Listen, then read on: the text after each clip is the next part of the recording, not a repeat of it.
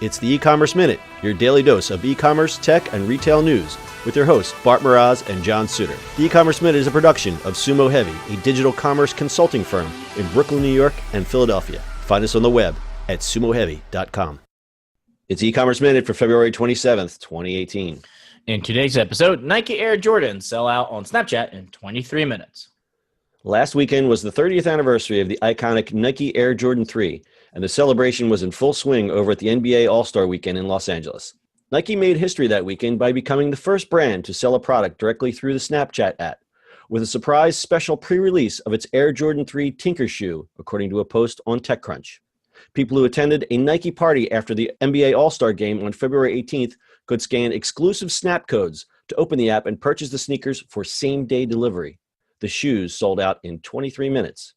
E-commerce platform Shopify and startup Darkstore managed order taking and delivery for the sneaker promotion, and agency RGA developed the activation. Darkstore CEO Lee Haneke said to TechCrunch, "This is the holy grail of experience that Nike is trying to intend, which is direct-to-consumer, to the actual consumer versus a bot, and same-day delivery. The Snap code introduces a new paradigm for commerce." Aside from its recent brand merchandise release, this has been Snap's biggest foray into e-commerce. Earlier this month, Snap introduced a line of merch that includes dancing hot dog plushies, Snapchat logo sweatshirts, and branded hats. Letting brands sell their own merchandise through the platform might be the shot in the arm the struggling company needs. I don't know if it's struggling, but are you talking about Snapchat or Nike? Snap. Depends on what day you're talking about. Yeah, I mean, listen, if Instagram is starting to get the shopping thing finally. I mean, people have been waiting for it. Like, you still can't put URLs into Snapchat. Ugh, This is the worst thing ever. that's so painful. But yeah, It's painful, and I don't know what they're waiting for. Obviously, I mean, I've seen starting to see Instagram have like shopping stuff, but Snapchat, if they're doing what, it looks like they're doing it. yeah. Plus, I'd like to have a broader discussion about Instagram. But let's talk about Snapchat. The fact that they're integrating e-commerce in here, and with the QR codes, it makes it so easy. Yep. I'm surprised that this hadn't happened sooner. Which is what we were talking about for 2 years now, right? Yeah. But the way they did it with sneakers, that's the perfect audience for them. It's the perfect audience for because there's a hype around it. They got great PR out of this. It's kind of a semi-viral thing, even though most people found out about it after it was over. Yep. I think this is a perfect promotion for Snapchat, and I think that they could do a lot more of this. This will really, I think it'll kind of change the platform, because now we're going to get into the conversation of what is actually wrong with Snapchat. Well, we were at Temple. I was speaking at Temple, and then we sat down with a whole bunch of kids, and they're like, "Yeah, it's terrible. It's the worst." The kid, yeah, we actually took an informal survey. We talked to a bunch of business students, and we had a lunch with them afterwards, and we started talking about social media and how it works with we're talking about entrepreneurism in general, and we were talking about the importance of social media, and we took an informal survey, and it was generally just thumbs down, like Snapchat, and they were all going to Instagram. But even then they said, well, but Instagram, there's so many ads now, so who knows how that's going to shake out. But that's just platforms, right? I mean, at the end of the day, who knows if this happened once and that'd be it, or everybody going to follow it, right? That's the biggest thing. How many times have we seen something happen in one of these social media things and it worked and then not happen again, right? Because it was just a novelty thing. Right. And they said that about Twitter, nobody's going to use Twitter. So, but the thing with Snapchat is they have such a large user base, and the user base skews so much younger, which we can get into a whole thing about that.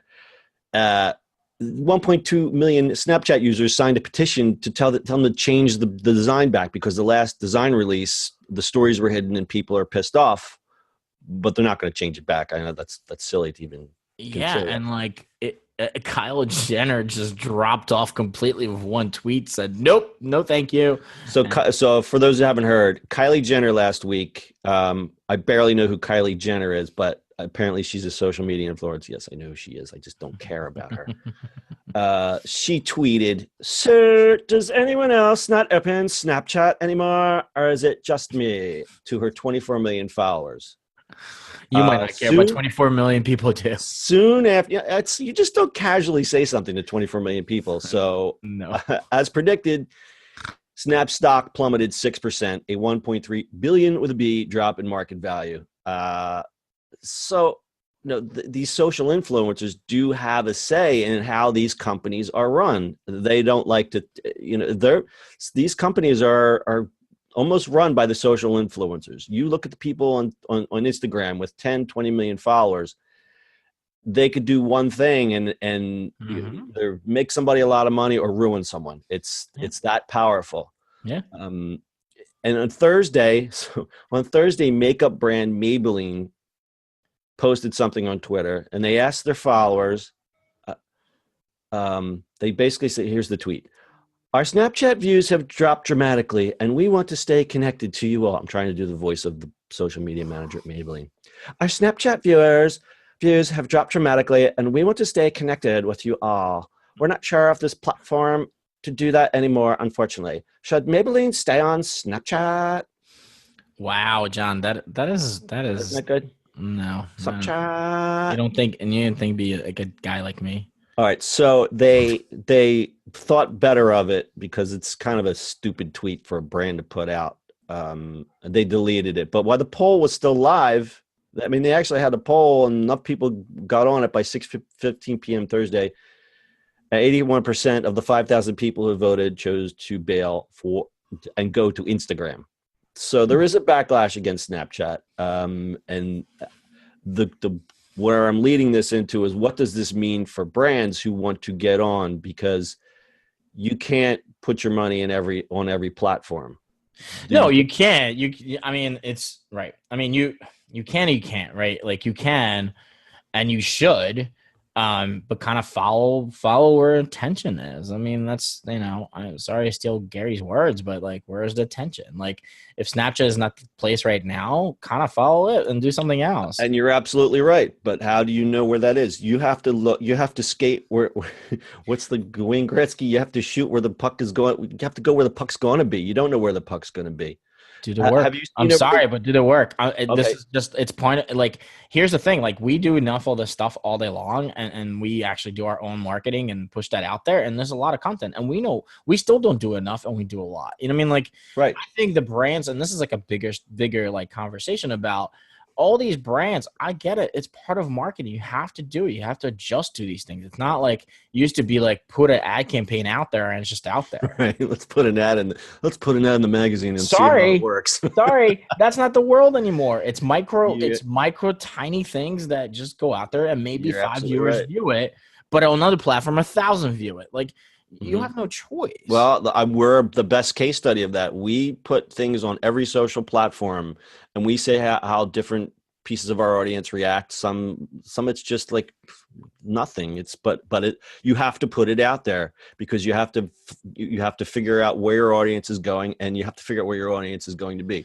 Yeah, so, but also if you look at it, it depends on the story, right? We do this show every day, and sometimes the story hits on one thing and doesn't hit on another, and then vice versa. And that leads back to Instagram and Snapchat, because Snapchat and Instagram are very visual. What we do is not very visual. So if you look at our Instagram feed, we don't post a lot there, because how many times can you write about the consulting business, or how many times can you post a stat? It's, people don't generally warm up to that kind of stuff. So we're very careful about what we post on Instagram. But Twitter is we're very into sharing e-commerce news and information, and obviously what we post out for these podcasts and other events that we do. So it's definitely, you have to tailor your content to the platform. So let me ask you, have you heard over the weekend of a platform called Vero? It's on my phone.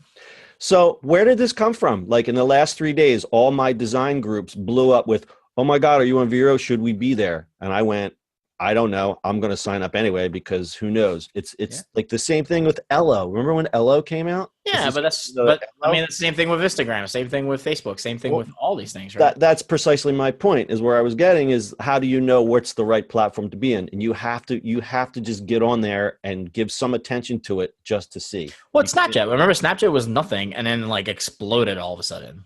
Right. And I still don't know how to use it. And they keep changing it. I still don't know how to use it. Snapchat is very frustrating from a user experience standpoint, but that's a whole other John, discussion. It might be just you. It could be just me. No, I don't think it's just me. I think it's terribly designed. I think they tried to be too cute for their own good, and I think a lot more people would have used Snapchat in the early days if it was easier to use. That's just my opinion. That's probably true. Who knows? We'll see. All right. Anything else to add to this? No. That's about it, my friend. All right. Let's see. I faded out there. We just faded. I'm going to cut all this out. Why end the show? All right. That's your e-commerce minute for today. We'll see you on the internet tomorrow. That's it for today's show. If you like the show, do us a favor and subscribe or leave us a review on iTunes. And don't forget, you can now listen to the e-commerce minute on your Amazon device. Just add e-commerce minute to your flash briefing. And finally, if you have a comment or suggestion or just want to say hi, find us on social media at Sumo Heavy.